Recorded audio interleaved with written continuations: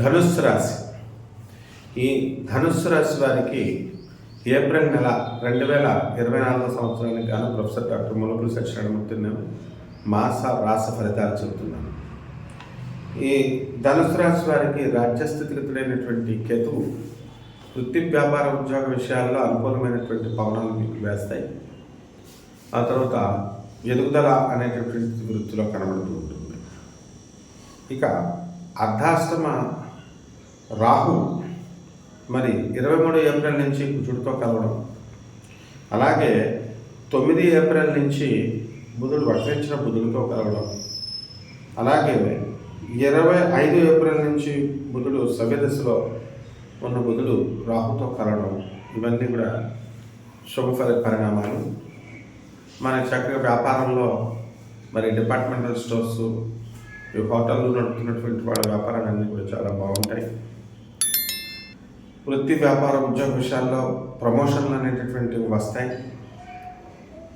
మరి తృతీయంలో ఉన్నటువంటి శని ప్రభావం వలన మనకి చక్కగా ఈ ఇంతవరకు పెండింగ్లో ఉన్నటువంటి అన్ని పనులు కూడా పూర్తి కావడం జరుగుతాయి.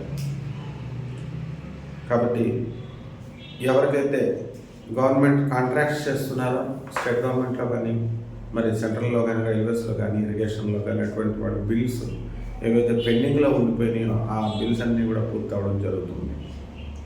ఇక ఈ యొక్క గురుడు ఏప్రిల్ 22 వరకు పంచమ స్థితిగతుడై శుభ ఫలితాలను ఇస్తాడు.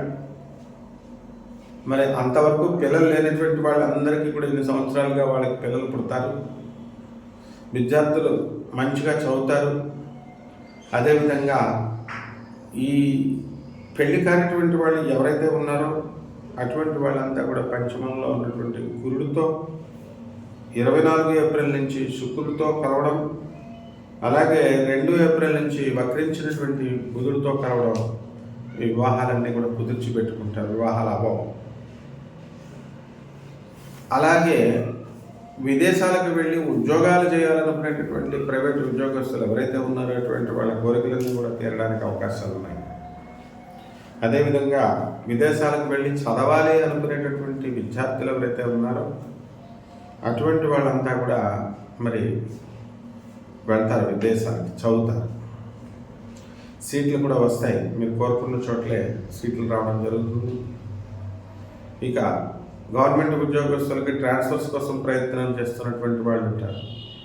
అటువంటి వాళ్ళ ట్రాన్స్ఫర్స్ అన్నీ కూడా మీకు రావడం జరుగుతుంది. అయితే అనుకూలమైనటువంటి ప్రదేశాలకు కాకుండా రెగ్యులర్ ట్రాన్స్ఫర్స్ మామూలుగా రావడం అనేటటువంటిది జరుగుతాయి. ఇక మీ ఇళ్లలో పిల్లల మొండి వైఖరి మిమ్మల్ని ఆశ్చర్యానికి విస్మయానికి గురి చేస్తాయి. కొత్త వ్యక్తులు మీకు పరిచయం అవ్వడం, ఆ వ్యక్తుల ద్వారా మీ యొక్క వాళ్ళ ఫాల్స్ ప్రామిసెస్ వల్ల మీకు పని జరగకపోవడం, దాంతో భంగపాటు, మీరు డిప్రెషన్కి వెళ్ళడం, ఇలాంటివన్నీ కూడా జరగడానికి అవకాశాలు ఉంటాయి. కాబట్టి ఆచితూచి మీరు కొత్త స్నేహాలు చేయాల్సినటువంటి అవసరం ఉంది. అలాగే మీ పాత మిత్రులలో కూడా వీళ్ళంతా కూడా కేవలం మిమ్మల్ని డబ్బు కోసం మిమ్మల్ని వాడుకుంటున్నారు అనేటటువంటి సత్యాన్ని మీరు నెమ్మదంగా తెలుసుకోవడం అనేటటువంటిది జరుగుతుంది. ఈ విషయమై మీకు మనస్తాపం అనేటటువంటిది కలుగుతుంది. ఆ తర్వాత ఏప్రిల్ 20 ఆఖరి వారంలో మరి మీ యొక్క శత్రువులందరూ కూడా మిత్రులుగా మీకు మారడం జరుగుతుంది. మీ ఆలోచన వైఖరిలో కూడా మరి భార్యాభర్తల సంబంధం కూడా కేవలం ఒక హృదయానికి సంబంధించినటువంటి రిలేషన్లా కాకుండా మరి ఆర్థికమైనటువంటిది కాకుండా ఆర్థికమైనటువంటి రిలేషన్లాగా మీ అత్తగారు, మీ బామర్దులు, మీ భార్యతో ఆ వ్యవహారాలు ఉండడం మీకు మనస్తాపాన్ని కలిగించి కొంచెం మీరు డిప్రెషన్కి వెళ్ళడం అనేటటువంటిది జరుగుతుంది. ఈ సంతానం లేనటువంటి వాళ్ళకి సంతానం మరి ఈ పంచమ గురు ప్రభావం వలన ఏప్రిల్ మొదటి 3 వారాలలో జరగడం జరుగుతుంది. ఆ తర్వాత కలిగేటటువంటి సంతానం బలహీనంగా ఉండడానికి అవకాశాలు ఉంటాయి.